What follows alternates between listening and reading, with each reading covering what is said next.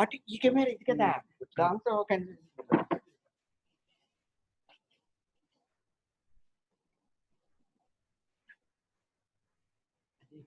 ఎదుర్కొన్నానే ఉన్నాం కనిపిస్తుంది మనం ఎదుర్కొన్నానే ఉన్నాం.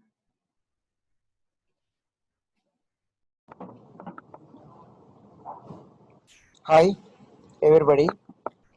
Today we'll discuss about burns, which is a common clinical subject and also important theory-wise.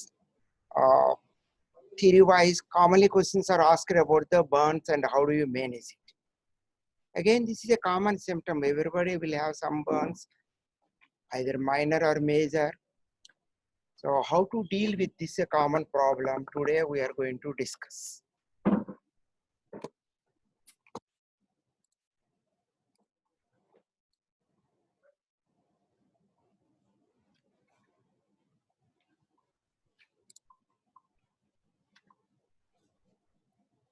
So burns we'll discuss. National Academy of Burns 2018 statistics. In fact, the burns are on the rise and they are the second largest group of injuries after road accidents. 7 million people in India, they suffer burn injuries every year on an average. The incidence is under-reporting. More cases you will see than what is reported here. 1.5 lakhs die and 2.5 lakhs left crippled due to burns. 4 out of 5 are women and children. And unfortunately, most of them are in the productive age group of 15 to 40 years. The socio-economic status is poor, and 80% of admissions are due to accidents at home, mostly kitchen-related mishaps. Now, what is the definition of burns? Coagulative necrosis of epidermis and underlying tissues. That is the definition of burns. To repeat, coagulative necrosis of epidermis and underlying tissues. In this process, there is a transfer of heat plus direct injury to cellular membranes is happening. The target in this process is capillary endothelium. Now, the damaged capillary endothelium leaks water, electrolytes, and plasma proteins from intravascular compartment to extravascular space. And this predominantly occurs in the first 36 hours, and it doesn't include RBC.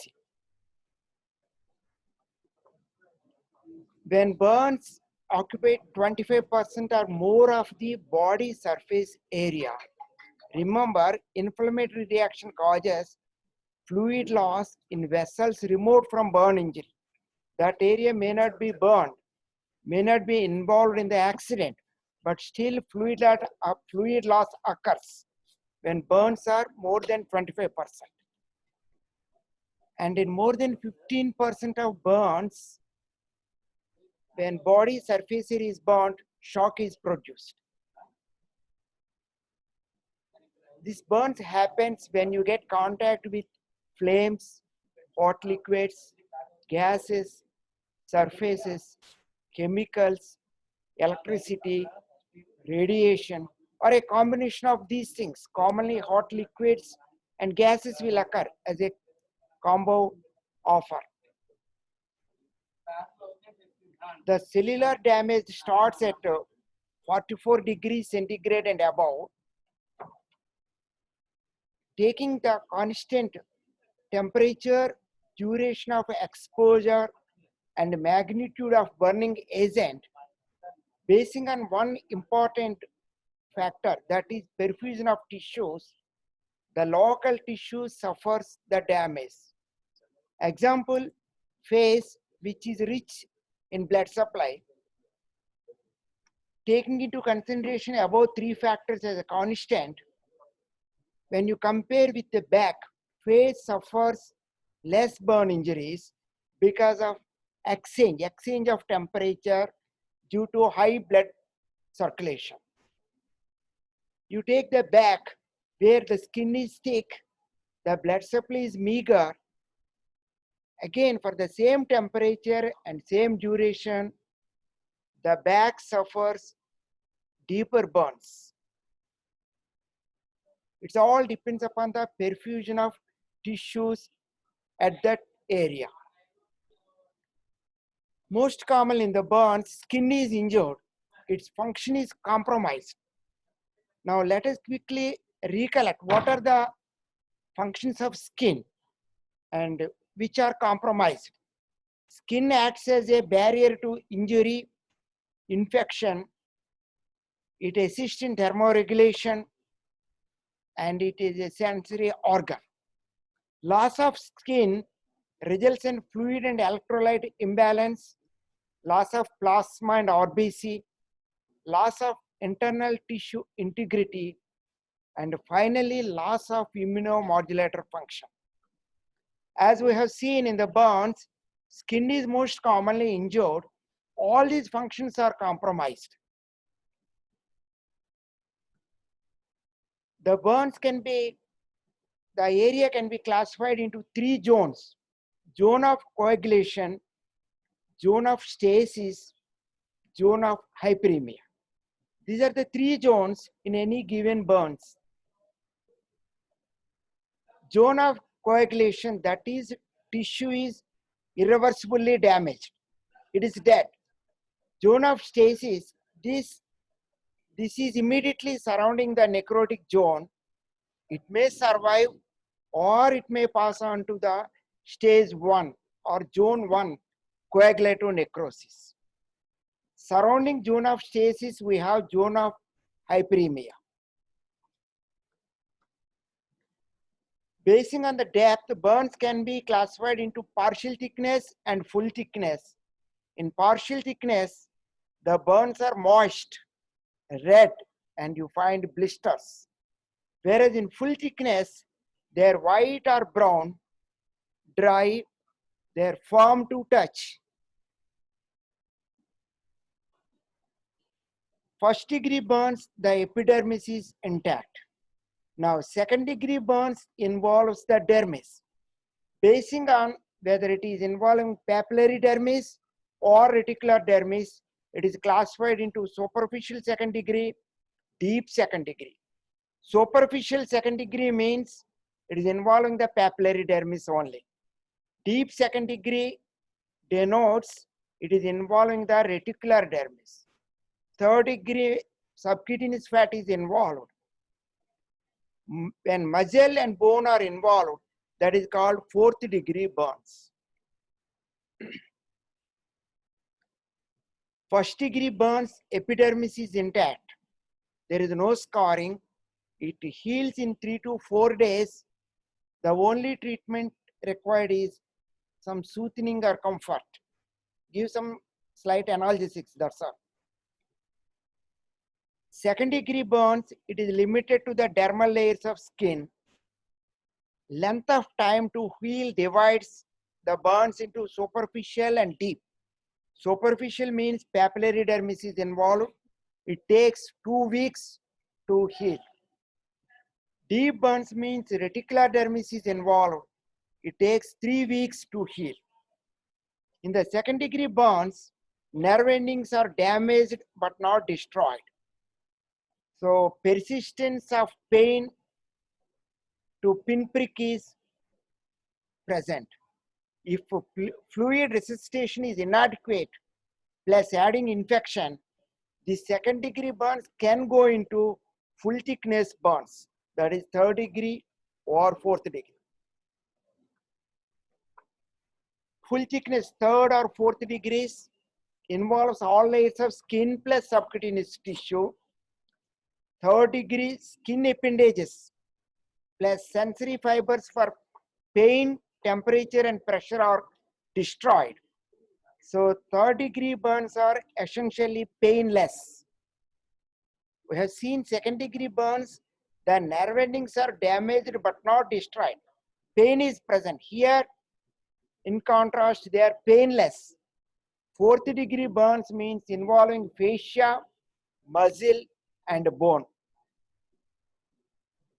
In burns, shock is produced by two reasons.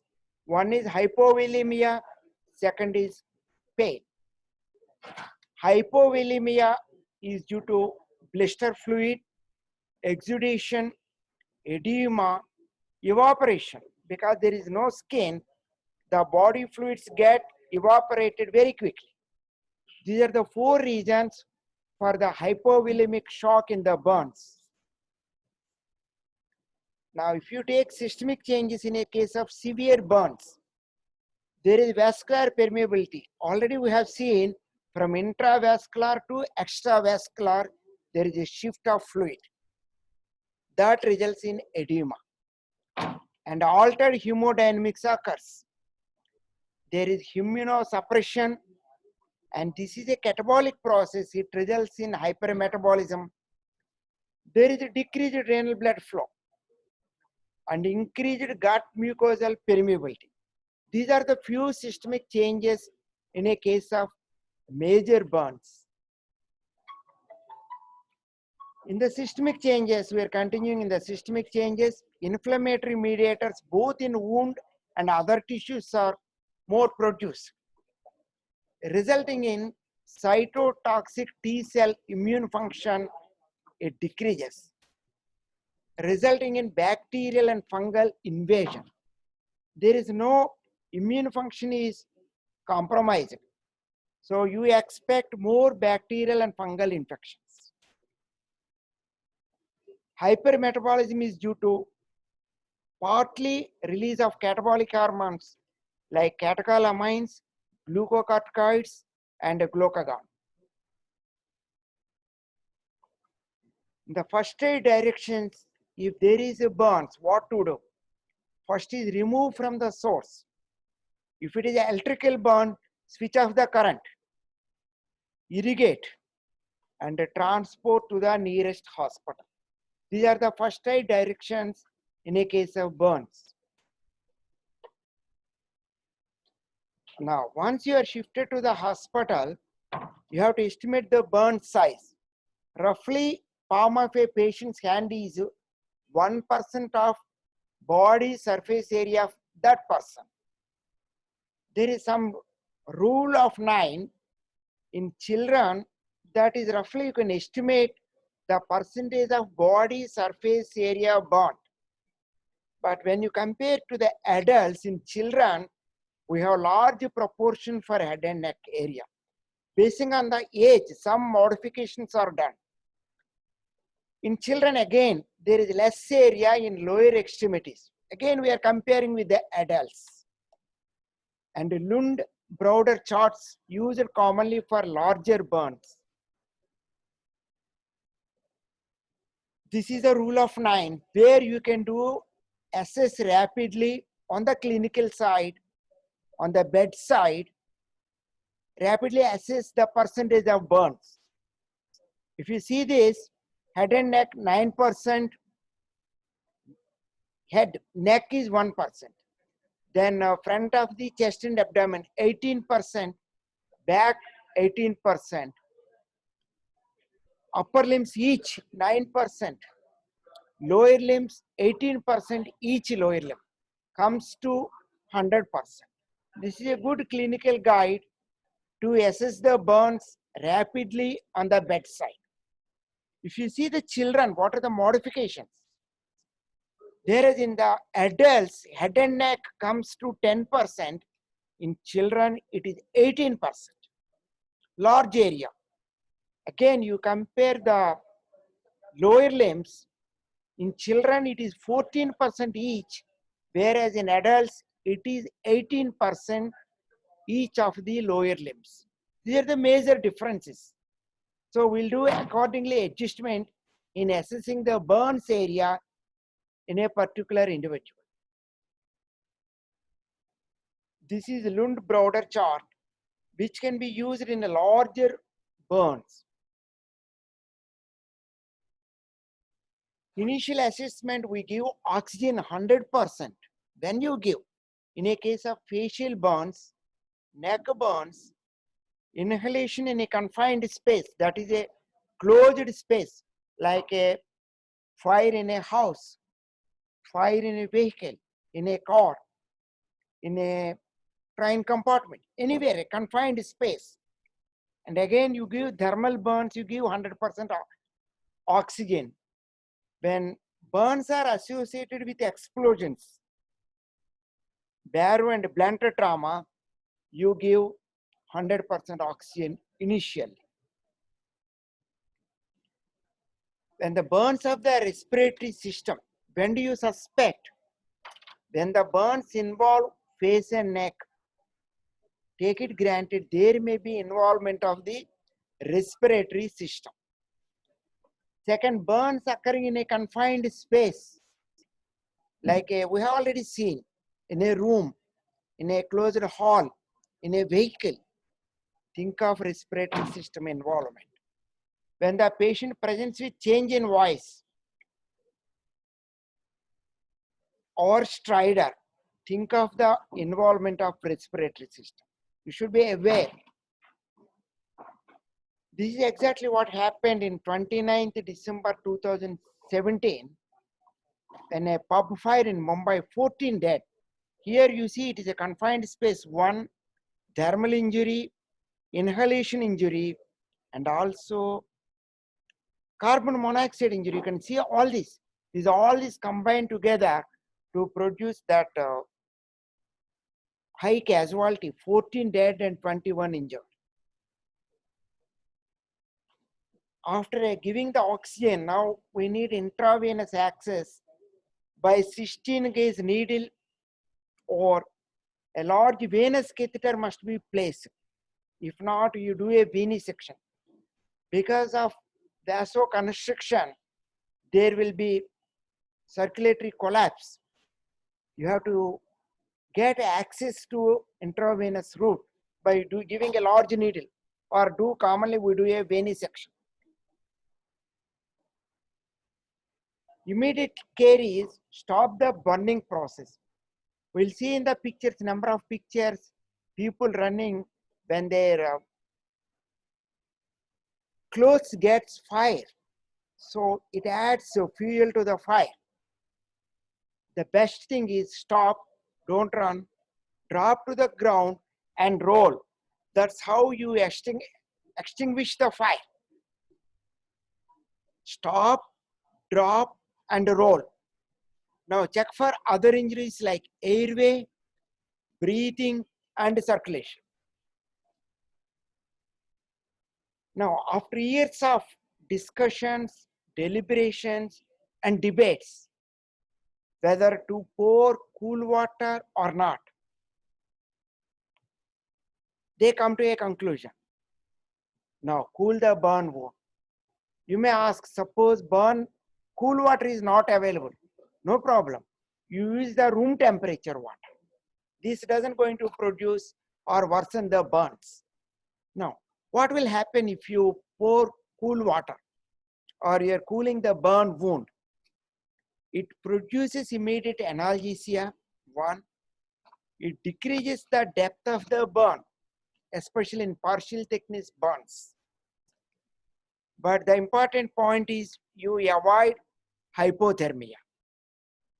And we have seen two students in my previous institute. One lady student came to our surgery OPD yelling with, oh my God, she got a burns. She went to casualty. She was sent to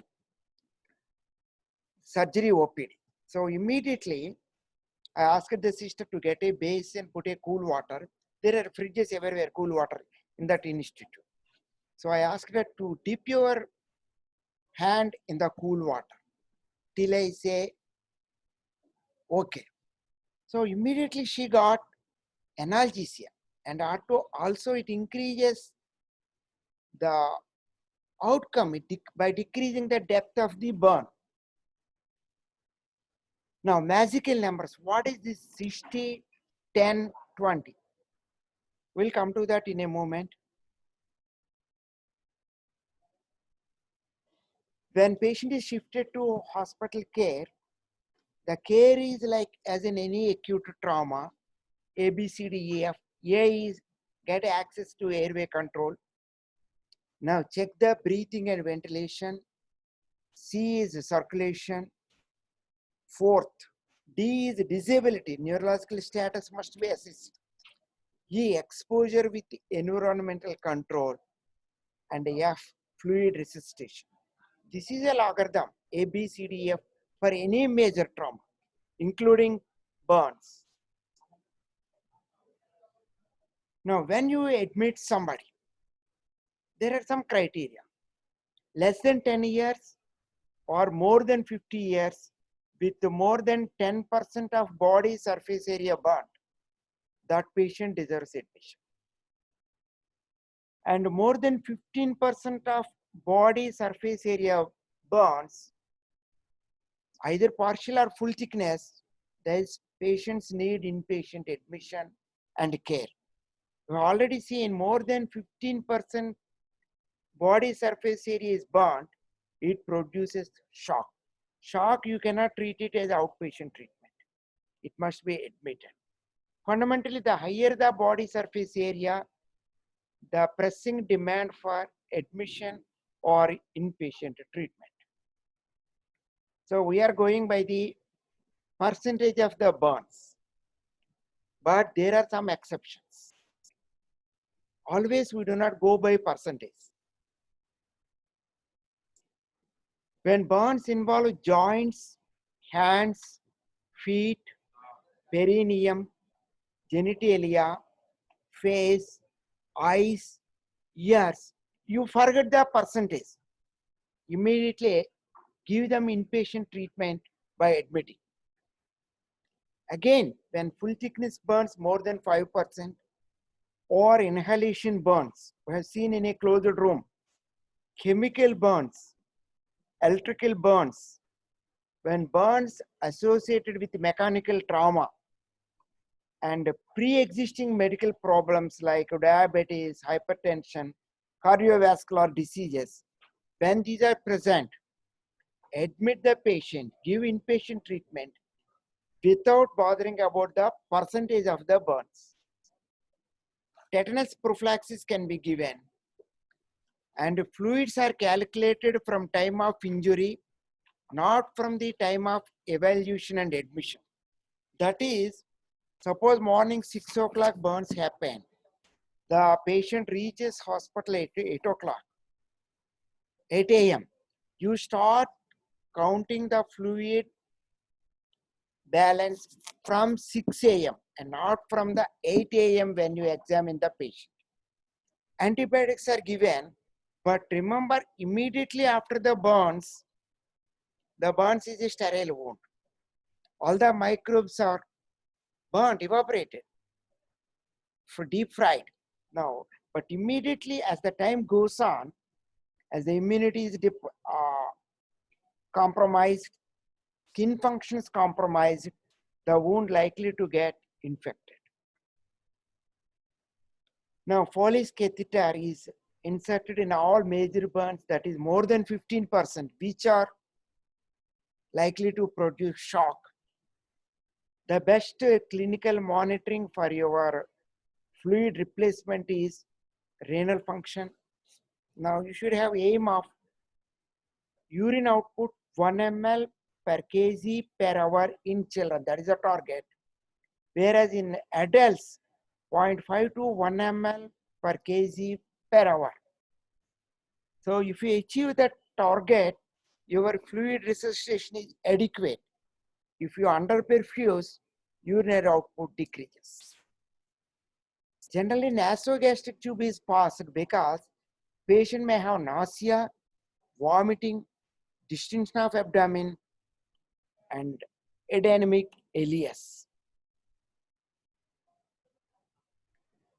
Fluids are given when burns are 15% or more in adults, 10% or more in children. We know 15% or more produces shock. Shock means you have to give IV fluids. Again, another aim is maintain the circulation to prevent renal failure and early death. Burn wound management comes later. First is your priority is to prevent renal shutdown and early death. For that, you need to give fluids. If patient is able to take oral fluids, don't forget to add salt. That's one.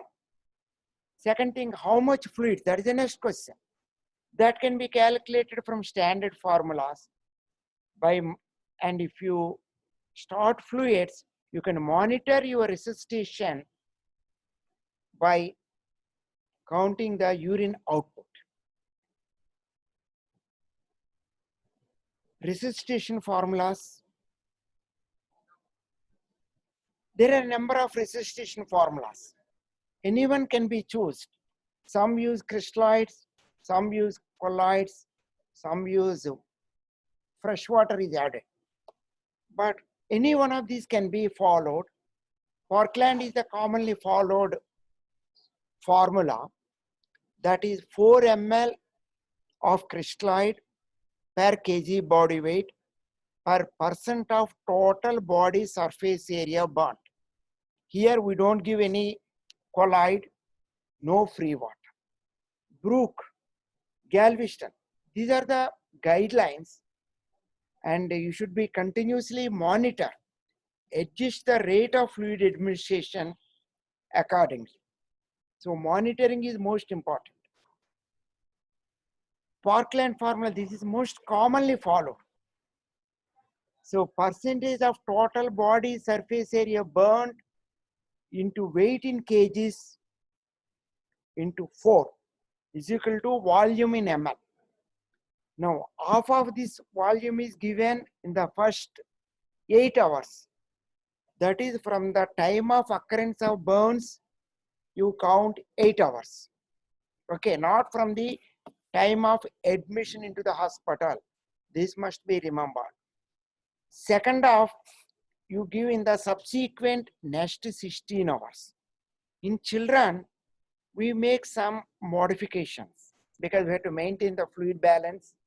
Dextrosaline is added.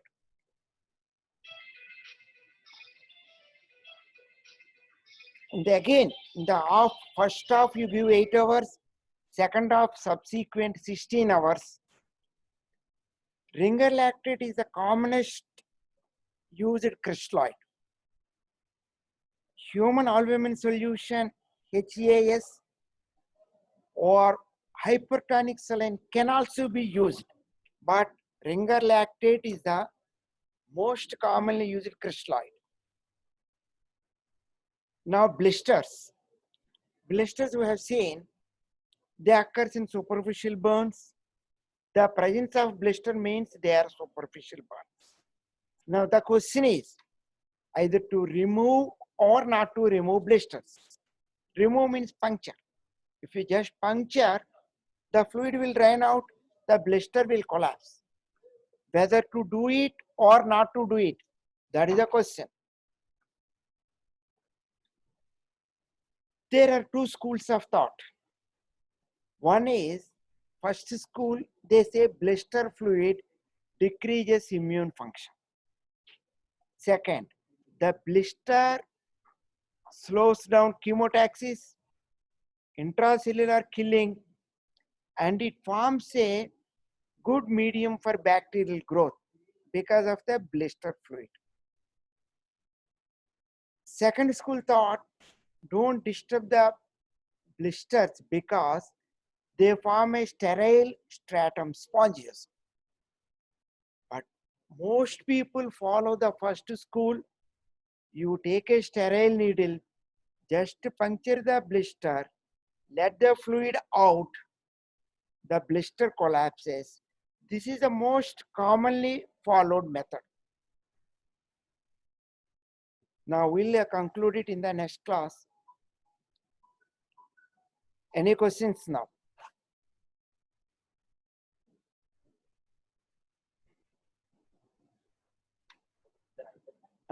ఎవరు raised hand అని వచ్చింది ఒక అతను. ఇప్పుడు questions అంటే raised hand అని వచ్చింది.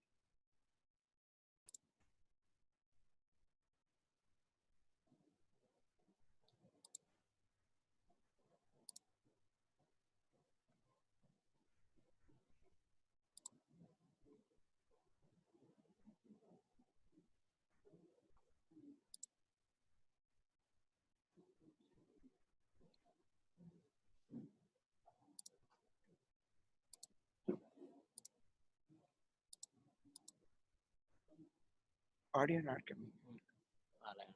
Okay sir, close చేస్తాను. కాదు వాళ్ళు క్వశ్చన్స్ అడుగుతున్నారు, ఆన్సర్ చేయాలి. క్వశ్చన్స్ అడుగుతున్నారా? అందుకు ఒక అప్పుడే క్లోజ్ చేయి. అడగదు sir. What is the question? Question please. ఎవరో ఒక చాట్ లో రాయమనండి సార్, పేరు రాయమని క్వశ్చన్ ఎవరు. Or you can write it, or you can type text, write or text it.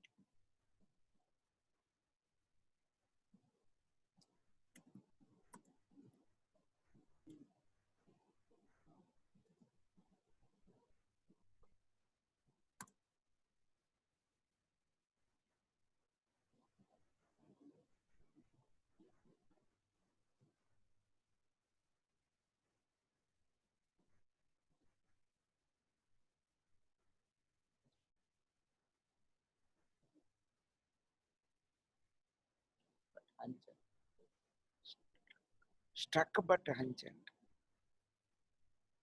Struck అవుతుంది. చూద్దాం ఒక నిమిషం. ట్రై అగైన్ అని చెప్దాం వాళ్ళకి. మరి ట్రై ఎందుకు స్ట్రక్ అవుతుంది?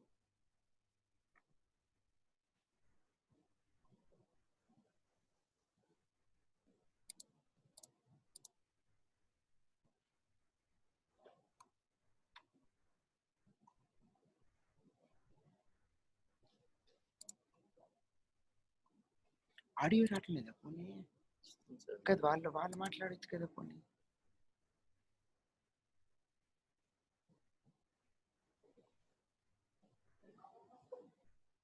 వస్తుంది సార్, అంతేనా ఆపమంటారా? కదా వాళ్ళు ఏదో క్వశ్చన్ అడుగుతున్నారు, ఉంచుదా. వాళ్ళు ఏదో అడుగుతున్నారు, మళ్ళీ వాళ్ళ డౌట్ క్లియర్ చేయలేదంట. You can ask the question. Voice, ఈ voice is not there, you can type text.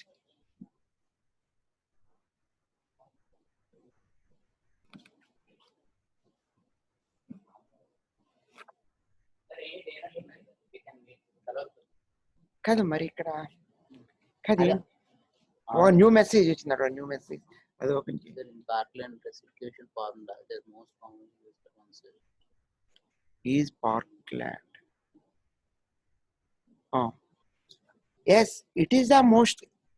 You can choose any formula, but Parkland formula is simplest to use. One, it is most commonly followed. Two, and only you need to give a crystallite. Ringer lactate is also commonly available. It is not expensive when you compare with human albumin or hypertonic saline. These are commonly available, readily available, inexpensive. So that is most commonly used formula throughout the world. But any formula, it is all the same. So whatever formula you are familiar with, we use that. Most people use Parkland formula.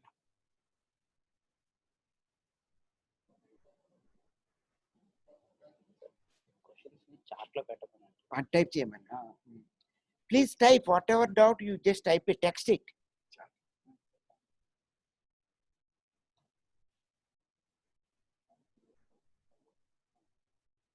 Any questions?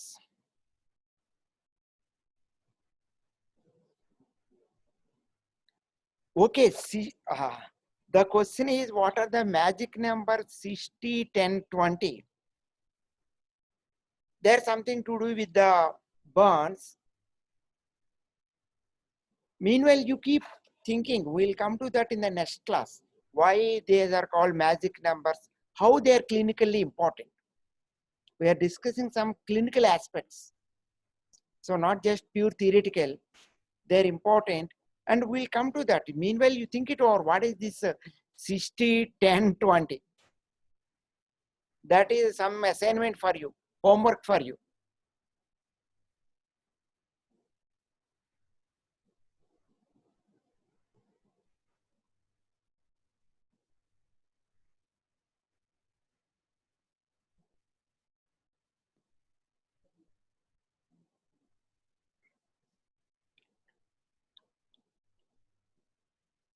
Yes, the question is,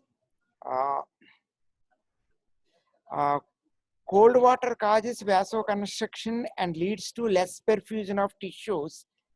Then how can we use cold water to treat burns. Yes, cold water generally causes vasoconstriction. Provided the skin is intact, here the skin is burnt, one. Second, it is burnt due to a higher temperature, water or fluids or oil, anything. You know, oil fats burns at 180, whereas water only 100. So oils causes deep burns likely to cause. But basically, we are cooling the wound. That's why I said, after years of debate, discussions, deliberations, now it is universally accepted that you must use cold water, preferably. If cold water is not available, okay, somewhere on the road you don't have cold water, no problem. You can use room temperature water. That definitely produces immediate analgesia, one. Second thing, it decreases the depth of burn, especially in superficial or partial thickness burns. So, and the magical numbers like that 60, 10, 20 related to this, when we finish this burns class, next class we'll complete this topic, then you will understand. But definitely the first aid is, suppose something happens in a Diwali in the house, some small accident, no problem. And you pour cold water or take a glass of water, put the finger into the water, cold water. If no cold water, no problem. You can use room temperature. Now, though cold water helps, can it be, are those magic numbers related to BSA, body weight and volume of fluids? That will come to that. Meanwhile, you just keep guessing. Next question is, though cold water helps, can it be still used for acid burn? Yes, very good question. That's a very good question. Basically, there are chemical burns. Chemical burns can be acid or alkali, one. Okay. It can be either acid or alkali. And in fact, we'll come to that a little later in a more detailed way. But for the time being, if there is acid burns, you have to neutralize it by alkali. That is a fundamental understanding. But most of the time, you don't get the antidote or the neutralizing alkali. Even if you get it, if you put alkali over the acid burns, it is a thermogenic reaction. More heat is generated and more tissue damage occurs. One, it is not readily available. Even if it is available, it is not advisable to use the alkali for a case of acid burns. The best thing is either acid or alkali, you thoroughly rinse with water. Copious irrigation with water, that helps. Don't look for the antidote or alkali. That is a waste of time. Best thing is, how you can best help the patient is thoroughly copious irrigation with water. Continuous irrigation. Yes, how does depth of burn decreases by using cool water? Yes, that's what they found. By using cold water or cool water, the depth of burn is decreased, because this happens only in partial or superficial thick burns. It doesn't change anything in the deep burns or full thickness burns. So definitely it decreases the depth by producing now, by cool water, it may produce some vasoconstriction. And this applies only in a case of superficial or partial thickness burn. That you must remember. Not in a case of full depth burns. Again, acid burns or chemical burns, acid or alkali, the best is to wash with water and water only. There is no, don't think of any other thing. No, just water. Second thing, water.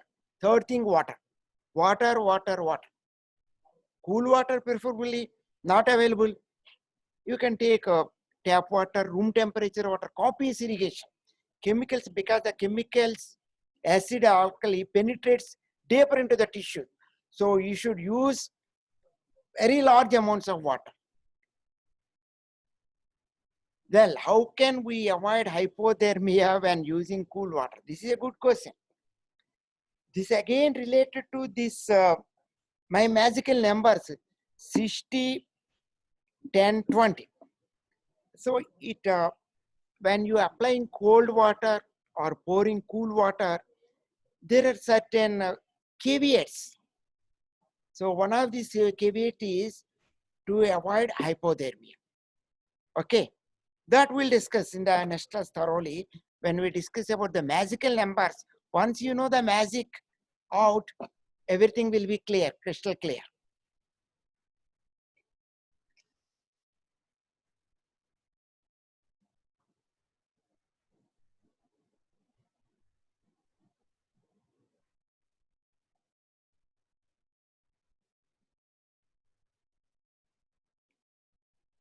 Now, any other questions?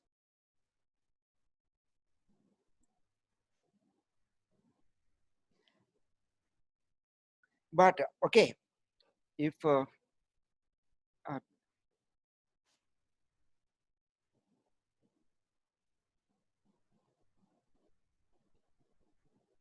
okay, what do we do when burns occurs in the GI tract due to consumption of corrosives? Basically, burns involves mostly skin, subcutaneous tissue, and in a full thickness burns involve the muscles, fascia, or burns or bones. Okay, when somebody takes corrosive poisoning, see that must be neutralized immediately. Okay, so that again we'll discuss while we are dealing with chemical burns, because these corrosives, as they pass through the GI tract, they are going to produce mucosal ulcerations and sometimes perforation of the viscus, maybe esophagus, maybe stomach, duodenum, intestines. As the corrosive goes on deeper into the distal part of the intestines, naturally it produces uh, this one, erosions and perforations. That is a very surgical emergency. You should deal with very energetically. What can we do if the patient lies unconscious at the state of accident with extreme burns? Any immediate help or things to check? That's what we already discussed. Any trauma, major trauma, whatever may be the cause, maybe burns, maybe accidents, maybe earthquakes, relax, anything you can name it. A, B, C, D, E, F, that holds good. That is a basic fundamental resuscitation methods. You check for airway, breathing, circulation, neurological deficit, exposure to controlled environment, fluid balance. That's what we said. This A, B, C, D, E, F applies to all cases of trauma and emergencies. Emergency may be anything, maybe burns, maybe floods, maybe house collapse, maybe accidents, anything. But this A, B, C, D, E, F, that you remember. So as you said, unconsciousness, extreme burns. Again, you apply A, B, C, D, E, F. First, check the airway, breathing. All these things you must check one by one immediately.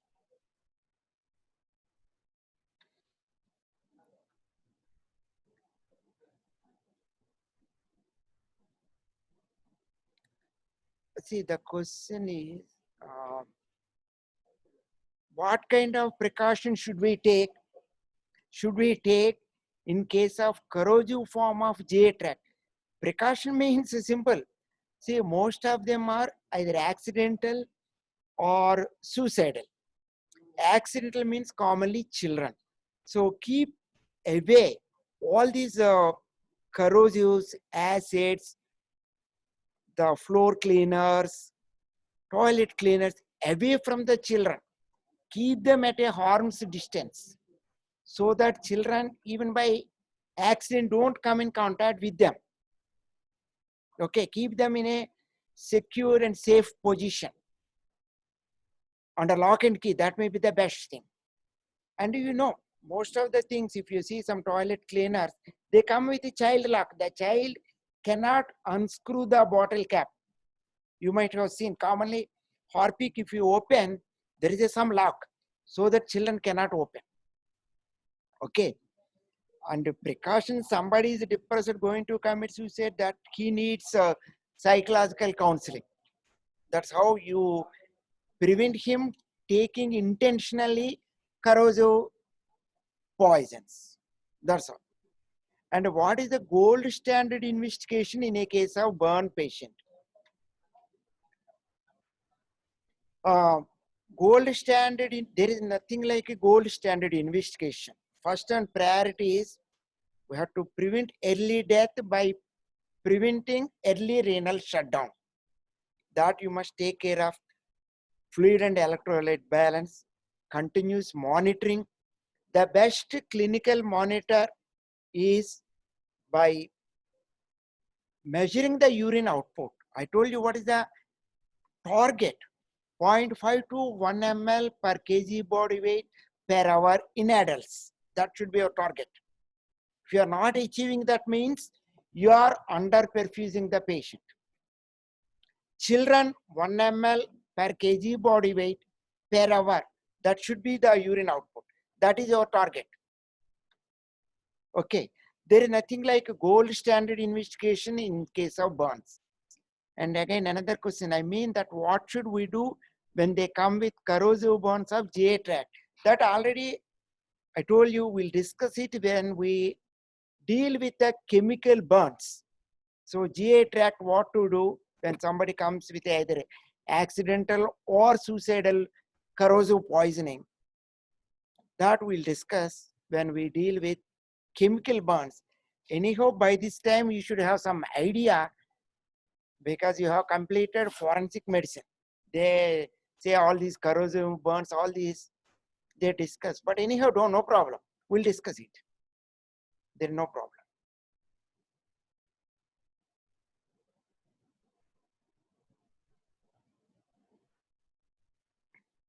Any other question?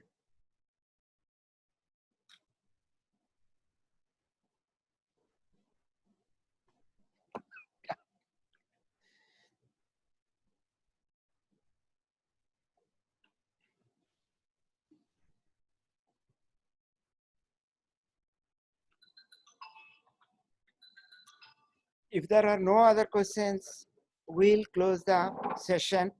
We'll meet again in the next class where we'll continue the burns. Okay, thank you.